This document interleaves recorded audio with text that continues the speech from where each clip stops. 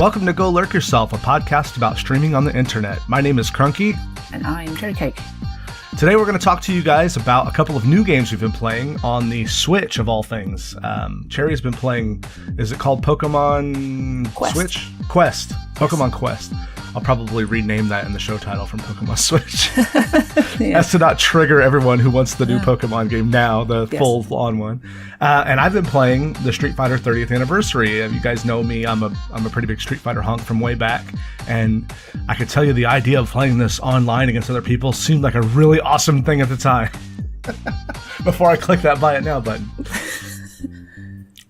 So without further ado, Cherry, you want to tell us more about Pokemon Quest? Yeah, I guess I can. Have you played any of this at all, just before we get into it? No, I haven't. Molly was telling me about it. She's been playing it, and but you know, like an 11-year-old does. It's just this like shotgun blast of information all at once. I'm like, I don't understand anything what you're saying, but okay. Have you seen any gameplay? So I'm looking forward to hearing what. Yeah, this should be interesting. I don't know, because what I've seen was like a culmination of a bunch of different like things in development, including that Let's Go Pikachu and Let's Go Eevee game. So I don't know if it's like the mobile game, if it's not. And so tell me all about it. I'm curious. I will say I haven't actually seen any of the what was the Pikachu one and the Eevee one? Let's Go. Yeah, I haven't seen any of them. I know of them, but I haven't seen them, so I can't compare them, unfortunately. Okay. But if anything resonates, just say, and I'm sure we'll figure it out. Sounds good to me. So basically, Pokemon Quest is, at the moment, it's free to download on the Nintendo store for your Switch. I'll get this out of the way first. With a free game, obviously, there's money to be made somewhere. So there are microtransactions in the game. So that's the first big thing. But do you find them to be like necessary to like? Do they give you like you have 30 moves today? If you want to buy more, you can. If not, you got to wait till tomorrow. Is it that kind of deal, or is it just like cosmetic stuff? It is. Yeah, it's a bit of both. But, okay. I will talk about that in sure later. So yeah, you'll get to hear all about it. Basically, the game itself is it's an interesting style of game. It's kind of like an exploration one, but it's got like battle.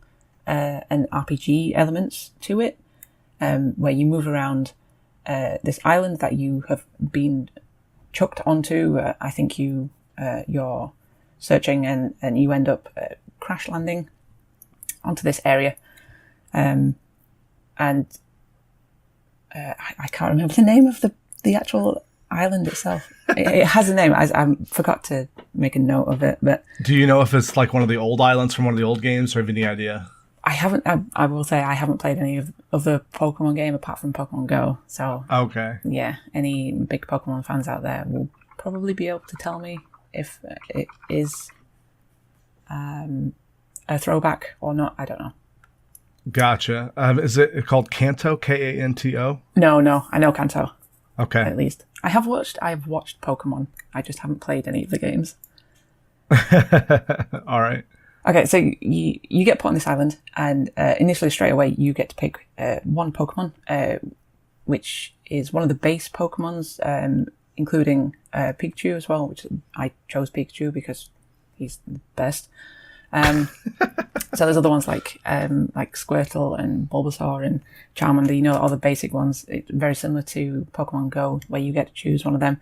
And a little bit further on, you do get to pick another two, which you end up with a team of 3 Pokemon, which you get to take out into the world and go and take on enemies in the levels that you go to. Nice. So each Pokemon that you choose has different attacks, and some do have defense options. So like they can boost their armor or things like that. And each of these actions have a cooldown.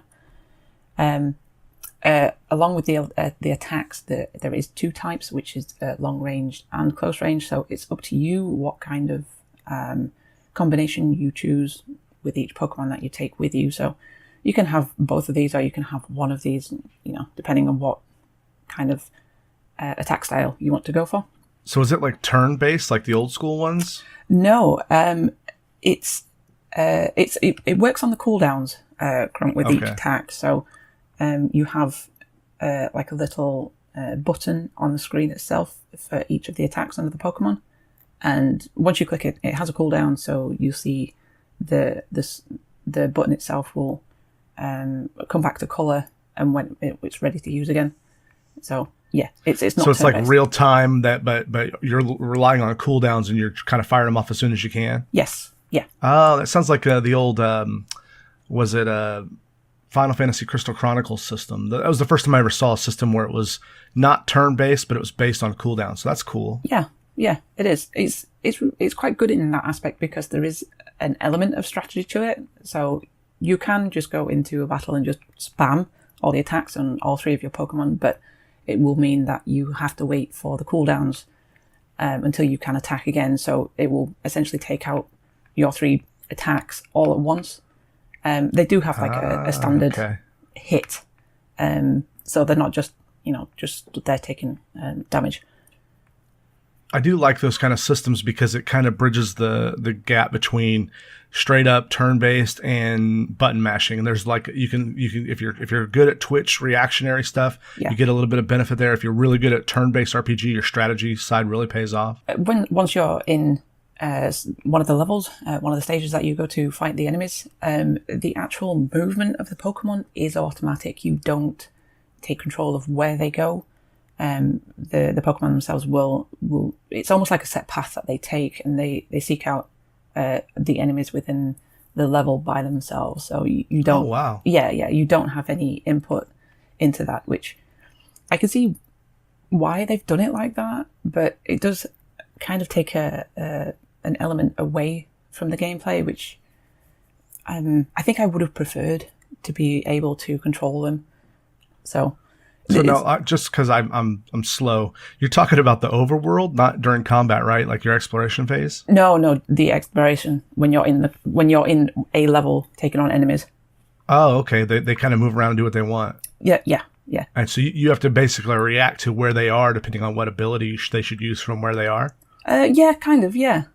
That sounds like that Ni no Kuni game Dee played, where the enemies just kind of run around or her own teammates just kind of run around all crazy willy nilly.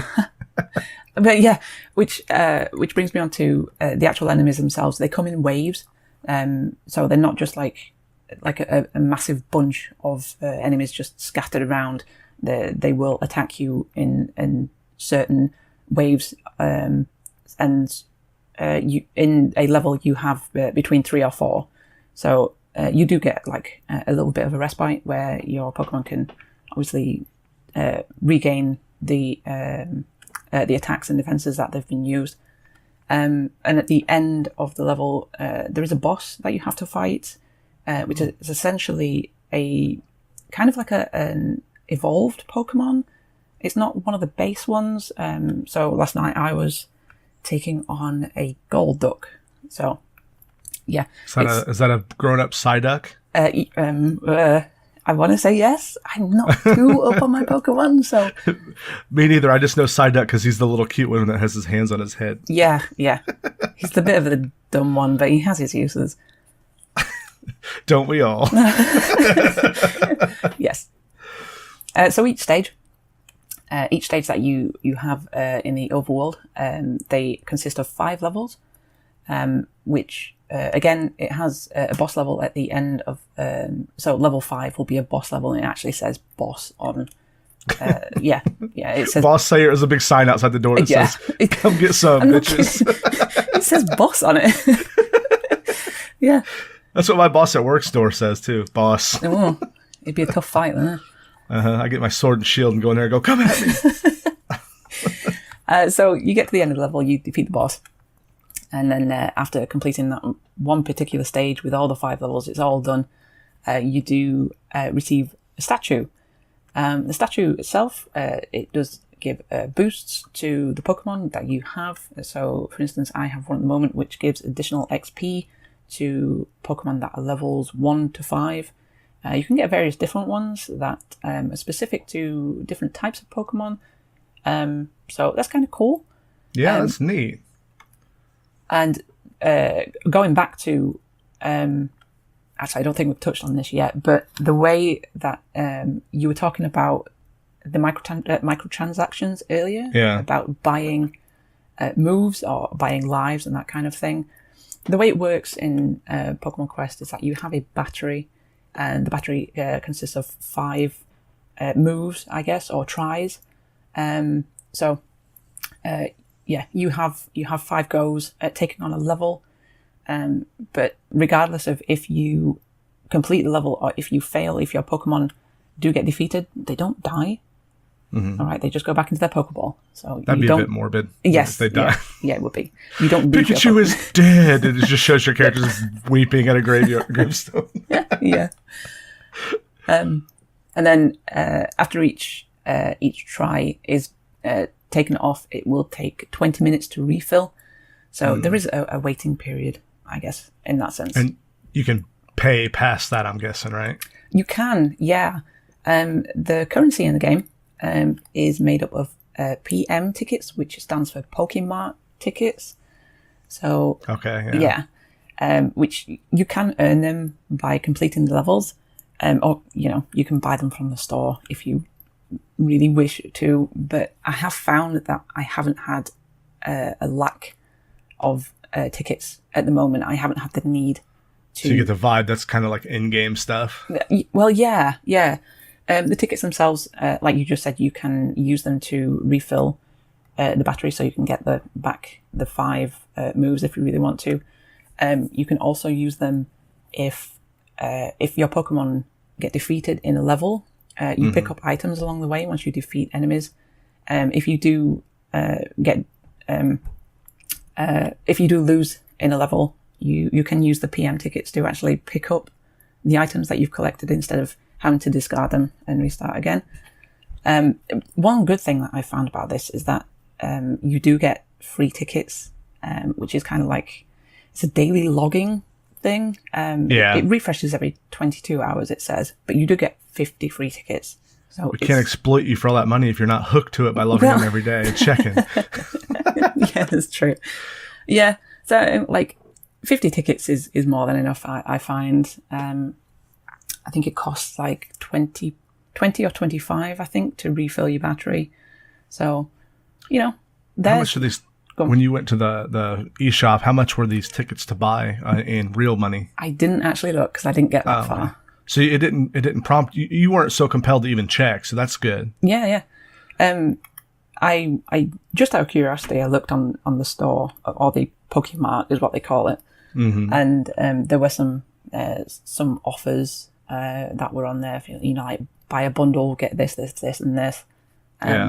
But yeah, I was never compelled to go and buy any, really. So would you say that it felt like a mobile game? Because one of the things I've read is that this is also coming to mobile within like 30 days or something. Yeah, it's one of the, I would say it's one of the downsides that has come with this game, unfortunately, that it really does feel like a mobile game. It doesn't feel like it's any benefit to the Switch. Yeah. One of the mechanics of it is that you can use the touchscreen on the Twitch, and I found the Switch. Sorry, what did I say? Twitch. Whoops. On the Switch. I know where I got Twitch from. If you play your Switch on Twitch, then you can touch your Twitch. Oh God! Try saying that fast. Yeah. I tried. In fact, I do play Pokemon Quest with the touchscreen because using the cursor with the control sticks is just really slow. Yeah. But I also found using the touchscreen itself was quite cumbersome because I was holding the Switch in one hand while pressing the touchscreen itself. So it's like a great big mobile phone. You're holding it so awkwardly, but you're holding it horizontally, right? Yes. Yeah. Yeah. That does seem odd. Yeah. So I can see this being a lot more popular when it comes to mobile, just because of the mobility. Ease of use, yeah. Yeah. It is a mobile game in my eyes. Well, I kind of look at it as this is just like, hey, we're done and we've got this running on the Switch early. We're going to put it out because why not? But it's not really to replace the mainline Pokemon game coming out in 2019 or these 2 new other tie-ins to the other Pokemon mobile game, which is Pokemon Go with Let's Go Pikachu and Let's Go Eevee. So I don't mind it being there for people who want to give it a shot. I think based on what you're telling me, at least early levels don't really prompt you to spend a lot of real world money, because I've not heard one peep out of my daughter, and she's been playing it for several days. And she'd be the first one to come in and go, Dad, can I get one of these? And I'm like, So would you recommend it? Yes. Because it's free, right? Why not? I said that this to you the other day. I was doing some research just before we were recording this podcast on Pokemon Quest, and I came across a Kotaku article about it. They had already done one, and the headline for it was Pokemon Quest, it's fine. And with a big question mark at the end of it, I guess. And that is probably the best way that I can describe it. I mean, if you are looking for something that's, really in depth and will take you ages to figure out and will keep you engaged, it's not that kind of game. It will pass like half an hour to an hour. If you're traveling somewhere, it's probably that. This is why it will be more beneficial to be on mobile. Yeah, because you'll have your phone with you. You're not taking your Pokemon, or you're not taking your Switch everywhere you go, right? Yeah, and some people do, I guess. Well, yeah, I guess, but then you think there's so much more breadth of games out there that are better than this, that will definitely keep you more entertained. Now, to be fair, I'm not a big Pokemon person. I've not played it, and when I hear the reaction, like what you said, Polygon or whoever it was, and then what you just shared with us, what I hear is that if this wasn't a Pokemon game, if this was anything else, it would be it's a half decent little mobile game that's kind of fun, but no one would care because it didn't have the characters you like in it. Oh yeah. There's always that collectible aspect to it as well. So it's like you get the base 150 Pokemons to collect. So if you are a Pokemon fan, then there's nothing to stop you from trying to collect all of them. So gotta catch them all, right? Yep, exactly. I think one of the things that hurt this game's critical or initial reception with the fans is that it's not the Pokemon game everyone wants to see right now. It's nothing inherently wrong with it, but I don't want another I don't want another Pokemon game on the Switch that's not the mainline game. And I think that's going to do the same for Let's Go Eevee and Let's Go Pikachu. Yeah. That's going to come out this year. People are like, it's okay. I mean, there's nothing wrong with it. It's just not what I freaking wanted. Yeah. I mean, it might tide people over. I guess it's better than nothing. Yeah. We'll see what happens with it. Hopefully everyone who's a Pokemon fan spends a bunch of real world money on their little Pokemart tickets and gets real nice and used to in-game transactions before the big one comes out. Ooh. Well, if you're okay with moving on, we'll go to the Street Fighter 30th anniversary. Yes, please do tell me all about this 30th anniversary. What is so special about this game? So, on paper, I should love this game. It should be the best game ever. Like, it's Pokemon. It's I got Pikachu on the brain, damn it. It's got Ryu and Ken and Pikachu in it. I think it's called Smash Brothers. No, no. I'm waiting for that to come out. Oh, you didn't play it on Wii U, did you? Smash Brothers? Not on the Wii U, no. Okay, I don't know. Nintendo's online is so horrendous that I'm worried. That's what my biggest concern is. But we're not talking about Smash Brothers right now. We're talking about Street Fighter. Street Fighter 30th anniversary, Capcom said, you know what? We're tired of doing virtual console and giving our games out for $1 a pop and letting Nintendo take a cut of it. We're going to start putting all of our Mega Mans, our Street Fighters, our whatever, all of our old games out in these collections. And it's been really successful. Like I've got the Mega Man collection. It's really nice because it's got all these extra features where you can pause the game and you can a lot of people say you're a dirty script cheater, but you can rewind when you make a mistake, a la, what was that game called? Braid. You can literally rewind in a game, especially Mega Man 1, 2, 3. Those games are tough as nails and very unforgiving. Yeah. It's really nice to just set a save point because I know I can get here over and over again. I just don't have 3 hours to do it. You know what I mean? Yeah.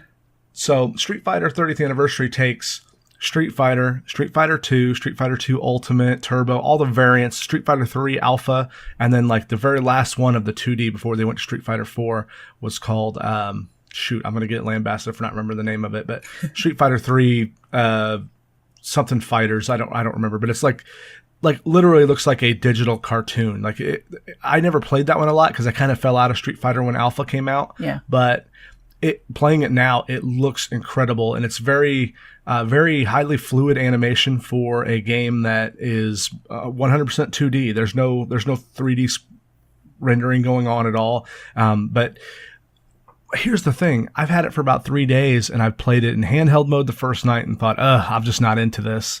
I played it on the TV last night for probably 2 hours, and I just can't recapture the Street Fighter magic. The Capcom maybe 6 months to a year ago put out on the Switch Street Fighter 2 Last Warriors or whatever it was called, and it was basically a fully integrated online Street Fighter 2 that was really fun to play, and I played the hell out of it. I played it for probably 20-30 hours, and I played it mostly offline in handheld mode. Like before I go to bed, I'd pull out the Switch and play it for a little bit and have a couple rounds and go to bed. This one I'm just not getting into. And there's nothing inherently wrong with it. It's a great package. It's $40 US for all of those games, including the original Street Fighter, which I don't think you could get many places. Maybe Xbox Live had it for a day of time, but it also has like original artwork, documentaries, behind the scenes stuff. I mean, a lot of like really deep cut stuff about Street Fighter and its production, like year by year timelines with information about the game. And like I spent more time doing that than I did playing it, to be honest. Wow. Yeah, but I don't know if it was, I'm just not, I've for those who don't know, I hurt my back a couple weeks ago, and I've been having a lot of pain just sitting around. Just sitting down hurts. So maybe it has something to do with that. It was stopping me from getting into it, but I definitely, I can't say there's anything wrong with it. I just didn't enjoy playing it. And I ended up, after about 2 hours of muddling through it, switched over to Mario Tennis. Oh, wow. So Street Fighter 30th Anniversary, if you're a huge Street Fighter fan and you want to play online with Street Fighter 2, Street Fighter 2 Turbo, Street Fighter 3, and Street Fighter 3 Alpha, there is online matchmaking, and it tells you what the ping is, or not ping, but like signal strength. There's like little bars like on your phone. So you can pick and choose people you want to play with that have a solid connection. And I had some great matches that nothing felt real laggy or terrible. It felt pretty solid. And I was playing on the Switch, so that's saying something. The Switch is got the Wii and Wii U internet connectivity problems. But I didn't really run into any lag, which I was super surprised about. And when you did get lag, it wasn't that people were warping. The game literally has hitches. It freezes while the connectivity comes back, so it's still frame perfect. Yeah. And I think while no one wants to see their game skip or hitch, it's better than you got punched even though the character was across the screen kind of deal, So what I would say to people who are interested in Street Fighter 30th Anniversary, you already know if you want this game or not. If you know you want it and get it, if you're on the fence, wait for a sale, look at reviews, think about how much of a 2D fighting game person you are. If you're a big fighting game person and you've never played any of the Street Fighter games, absolutely get this one. But maybe in a week or so, I'll be like, oh, I'm really in the mood for this now, and it'll grab me. But yes, the last couple of days it has not. That's a shame. It sounds have you looked at it at all? I'm sorry. No, I haven't. I'm not a big Street Fighter fan. I never really have been. I think it's kind of passed me by when I was growing up. Yeah. And I never really got into it. I skipped on to probably Mortal Kombat and then Tekken. But from what you just said then, it seems like there's a lot included in this version, though.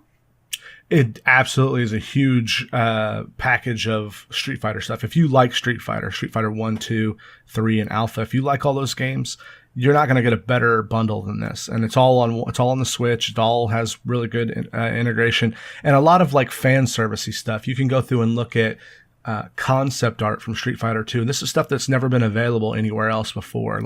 It's not stuff you could just go easily Google. It's stuff from Capcom that they found and scanned in high resolution scans of the stage concept art, early builds of characters that never made it into the game. So if you're a fan of the history of the series, it's huge. They talk about in that timeline, there's clips and things from canceled games, but you're paying $40 for if you're not enjoying the game, you're paying $40 to see some behind the scenes stuff. But I'm looking at it wrong. It's $40 for the game, and this is also some nice to haves that, it would take you a couple hours. I mean, I poured through that stuff for a couple of hours, so there's a lot there. Yeah. You mentioned the online mode that you can play. Is that for all of the games or just certain ones? Just certain ones, like the Street Fighter 1's online doesn't work. I mean, when you basically go into online play, there's a couple of different modes. There's like and this is the one that tries to replicate the arcade experience that's called Arcade Online. And basically, if you were to go in the 80s or early 90s into an arcade and play Street Fighter 2, you would walk up. If nobody was there, you'd walk up and put your money in, and you would just play against the computer, right? Yeah. And if somebody walked up in the middle of your game and put quarter in next to you, it would say a new challenger approaches, and it would end your game against the computer. And the new person would come in and you'd reselect your characters, right? Mm-hmm. Well, the way this online arcade works is the same exact way. You launch, you pick your character, you're playing against computer players. The whole time you're playing against these computer players, the game is seeking out matchmaking. So you'll be in the middle of a computer player game, and it'll say a new challenger approaches. That's really neat. Now, they also have casual and ranked matchmaking where you go, find me a game, and you sit there until it hooks you up with somebody. And then, like Mario Tennis, it shows you their connectivity and then says, do you want to play against this person? And you can say no if they're like 2 bars or 1 bar. The other Street Fighter games didn't do that. You would get matched up with the guy, and you're just like, good luck. Good luck watching this slideshow. One thing I'll say is in playing the Street Fighter 2, it's the actual arcade emulation. The art is slightly different from the SNES version that I knew growing up. Like there's subtle things, but you can, especially I'm playing on a 4K TV, you can see the pixels. Oh wow. Yeah, and there's a video editor mode where you can turn on like sort of like Mario Maker had that tube emulation thing where it would look like a CRT TV. Yes. It has like a filter that makes it look more like an arcade cabinet, and it kind of makes it look like, oh, this is what I'm used to seeing. It's an emulation of what that's supposed to look like. And I played a couple of rounds with it on, a couple of rounds with it off, and it doesn't affect gameplay at all. It's all cosmetic. Yeah. But I will say that I'm not mad, or I'm not upset or regret buying it. I'm very happy that I got to enjoy watching that behind the scenes stuff, and the opportunity that maybe in a couple of days or a week, I'll be in the mood to play it and I'll enjoy it more. But woohoo! I couldn't stop thinking about Mario Tennis last night. Speaking of which. Did you play any Mario Tennis this weekend? I did. Yes. I think it was actually you that brought it to my attention that there was a free, was it free weekend that they've just come out? Yeah, the tournament, they call it, the free online tournament. Yeah. What, me talking about video games? What? No. That doesn't sound like me. So did you unlock Chain Chomp? No. I was talking to you about this, I think, a couple of days ago, yesterday when I first played it, but I haven't ever played a Mario Tennis game before, if there has been any before. There definitely has. There's been an N64 version and a GameCube version at least. There was a NES tennis game that I think Mario was either...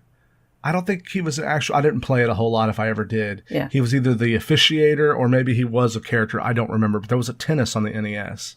Okay. So yeah, I've not played any kind of Mario Tennis before this one. And I jumped into it. And I didn't know what to expect, really.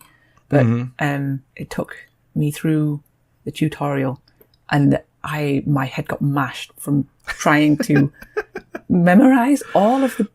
There are so many controls in this game. When you see a star, push R, and then flick the right stick to do a special move. But make sure you don't do it too soon, and don't do it too late. And you're like, what the hell? Yeah. You wouldn't think a tennis game would be that deep, but basically... this one is deeper than any of the other ones I played. I played the N64 and the GameCube version, and there was a Wii U version as well, but it was panned. It was very bad. It was like bare bones. You could get a super mushroom and turn giant and just win the game. So a lot of people hated it, but I actually didn't buy it because of the reception was so bad. But this one definitely. I was watching our friend Chichin play it last night too while I was playing Street Fighter. I think that's one of the reasons I wanted to play it so bad. I was watching him really struggle because he's just like, he's no slouch when it comes to games. He gets on and he's like, I'm just getting my head caved in on by people. What am I doing wrong? And And I think what it was is the game has a learning curve that takes probably 10 to 20 matches to learn. And I after watching him struggle, I went back and did the tutorial like 3 times before some of it started setting in. Yeah. Well, I found after I played it a couple of days ago that I did the tutorial and then I went into a match and I struggled. I did struggle. So I put it down. I was like, nah, this isn't for me. And then yesterday I picked it back up and I was like, I'll give it another go, see what happens. And something clicked. But I've definitely not gotten all the controls down, but I have discovered that, is it X? No, Y is like a power shot, and you can pretty much just use that and win games. That's my strategy. So the way I understand it is, A is the standard shot, Y is your power shot, X is the arching like drop shot where you hit it high but it comes back down. Pop shot. So if somebody's like guarding the net, you pop it over them and they can't win. But then you've also got, you can lean with the left stick and right stick. You can charge any of those shots up. And those charges, if you like, you power up your swing, it fills up this meter, and that meter is your way to literally slow down time. You can slow down time in this game, like the Matrix, or like what was that game, Max Payne? Oh yeah, yeah. OG PC gaming right here, Max Payne. But you could literally slow down time, which adds a whole new element to the game. I don't think slowing down time was in any of the other ones, unless it was in the Wii U one that I don't remember. I know it wasn't in the NES, N64, or Wii one or GameCube ones. I like that mechanic of slowing it down because it means if the opponent on the other side has managed to get like a star shot, providing you have enough power in your meter anyway. It allows you to not just get immediately wiped out by a power shot. You can actually have a chance, again, providing that you time it right to get the ball back or block it. Yeah, it definitely has a really good mix, like we were talking about with Pokemon Quest, of skill and tactics. You know, if your twitch skills are good enough, you can use less time slowdown to get the pitch or the pixel perfect block off. If basically, every now and again, when a player hits a ball, there'll be a star on the ground, and if you run underneath that star and push is it R button? Yes. You'll jump up and do a star shot, and what that allows you to do is like literally aim like in first person where the ball is going to go, and you'll hit it really hard. And it's really difficult because you have to basically hit the button right when the ball crosses the ground. And if you slow down time, you have a lot bigger window of time in order to do that, but it burns up your meter. If you fill that meter all the way up, you can do like what do they call it? A super shot. Yes, I think so. Each character has like a special ultimate ability. Mario will he'll jump off walls. He'll jump in the air and he'll just blast the ball. Bowser will set his net on or his racket on fire. And there's other ones. I don't think I've seen them all. Waluigi is a character in this game, and far and away that's who I ran into the most was Waluigi. Yeah, I was going to say I came up against an opponent that was Waluigi, and he absolutely kicked the crap out of my butt. He had this strategy. Thinking about it now, I should have used the lob, but like I say, I haven't got the buttons down. But he would stand so far inside the court that I just couldn't get a shot around him, and he would just ping it back and just suffice to say I got beat. Just go back and forth on you. Yeah. But yeah, it's funny how Nintendo can take a game that, and they're not the first person to make actually they might be the first. No, Pong was the first tennis game, right? If you want to go back that far, yeah. Yeah, literally. If you call that tennis, but they take this game and they've improved upon the formula. How many times did you run into connection issues? I think once I had a bit of an issue. It was similar to what you were describing about Street Fighter, where the game would kind of I don't know, it would like jump, but it would stutter. Yeah. So like things would stop and then move and then stop, but it was only very, very minor. it didn't affect gameplay too much, but I've only ever come across it once. How many games would you guess you've played in total? Oh, hi, Buster. Probably about 10 to 15. Okay. I bet I played 30 to 40 matches over the course of the weekend, just here and there. And I had 4 where a connection issue occurred or a problem occurred, which is the standard thing they've had since Wii U, Mario Kart, and ARMS. I had a couple of matches where basically it said the player had 4 bars, but when I get in, they clearly don't, because literally I'll hit the button in 1, 2, then I'll swing back. Yeah, I found that's why. Yeah, and 5 out of 30 is just abysmal. And who knows? Is it people's shit internet because they're playing on their Switch away from their Wi-Fi router? It could be, but that's still a problem that Nintendo's going to have to deal with. Find some way of differentiating that, because, they won't. I've given up hope that Nintendo has learned anything about online. Even when they go to paid online, it's still going to be the same. They're charging $20 a year. Nice. When is that brought in? Do you know? I want to say September. All right. Is the last date or last general date I've heard, but I don't know that for sure. Nintendo Online, you basically got to take it with a grain of salt. It's just for laughs, for fun. Don't take it too seriously, because and this probably goes for all games. None of it really matters, but, don't worry about staying high up on some leaderboard, because all it takes is somebody that's got really bad ping to take advantage of you to make you lose. And plus, you said, $20 for a year? Yeah. It's not going to break the bank, is it? It's not like an Xbox or a PlayStation subscription. No. So, and one thing that I totally don't condone here is that if you have 7 friends, because you can have up to 8 people on a family plan, you split it 8 ways. They have a $35 a year family plan. Oh, wow. So you be sure to get in on that family plan with us, Cherry. Not sponsored. Yeah. Oh man. So, but I'm looking forward to it. I will probably buy the Mario Tennis game just to play with my friends. There were a lot of people in the community. I saw B-Shiv, Chichin, Frankie was playing it, Shy Guy Brigade, College of Celiac, Levi Hurst. A bunch of people were all playing it. So I think it would be one of those games that would be nice to have on a Friday night. Hey everybody, let's meet at 8 o'clock at night, pop a few beers, and play some tennis in a tournament amongst ourselves. But if that depends, is it going to be a $40 game, or it probably is going to be a $60 game full price? If it's a Mario one, I would reckon it's going to be full. So the other side of that game, I don't know anything about it, but it's supposed to have a story mode. Oh, no way. Yeah, single player story mode where you can play a campaign through, and it has, some milestones, unlocks and stuff. So I think it'll be worth that full price, in addition to the online co-op fun, or in versus. If it's anything like the other games, there'll be what do they call it?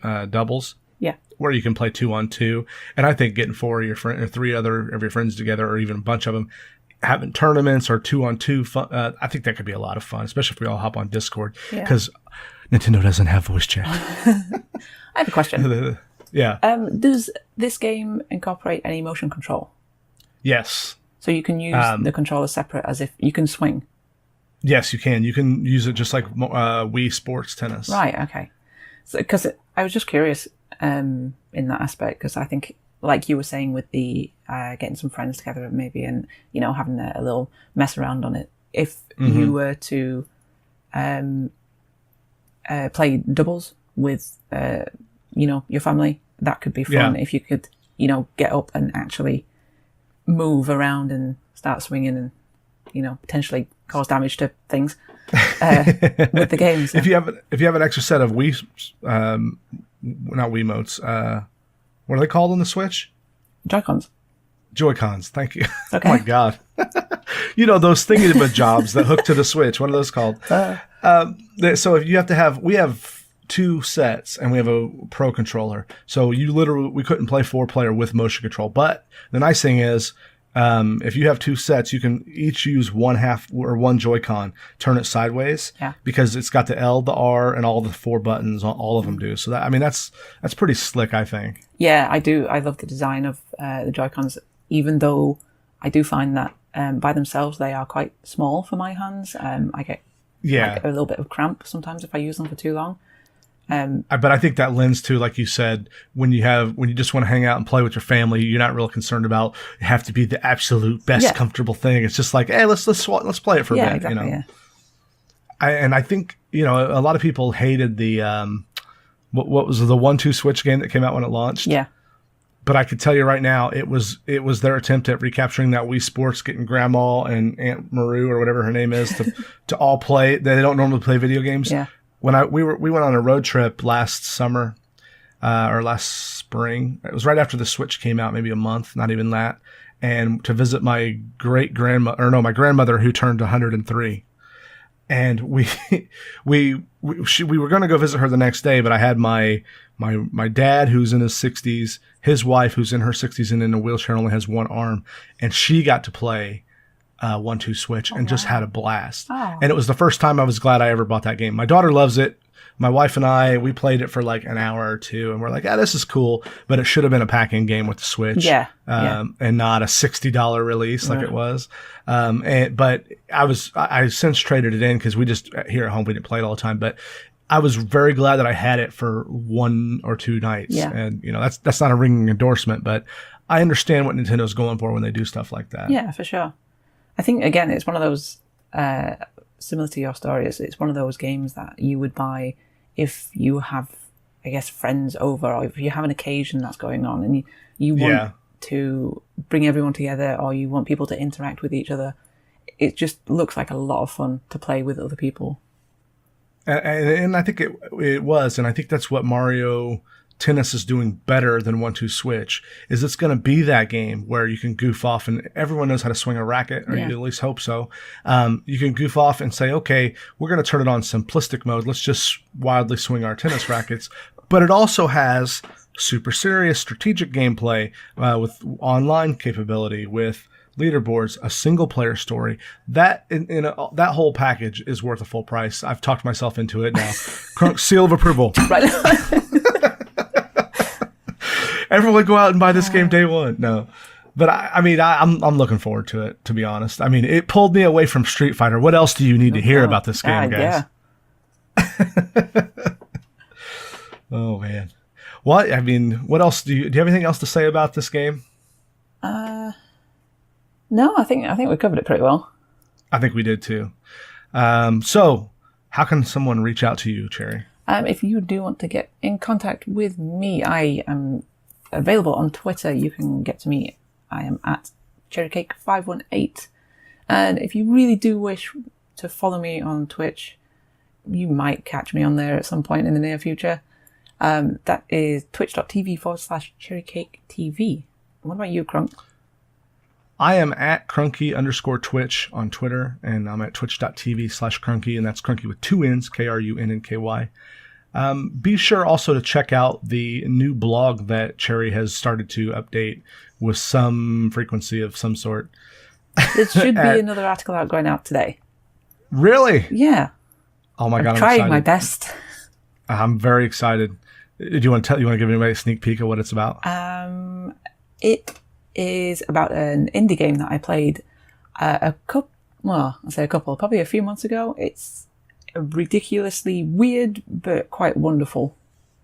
Is it genital jousting? No. What is it? It's a game called Churchill. Oh yeah, we talked about that one, didn't we? Yes, we did. On the podcast. That was probably like 10 episodes ago, if I had to bet.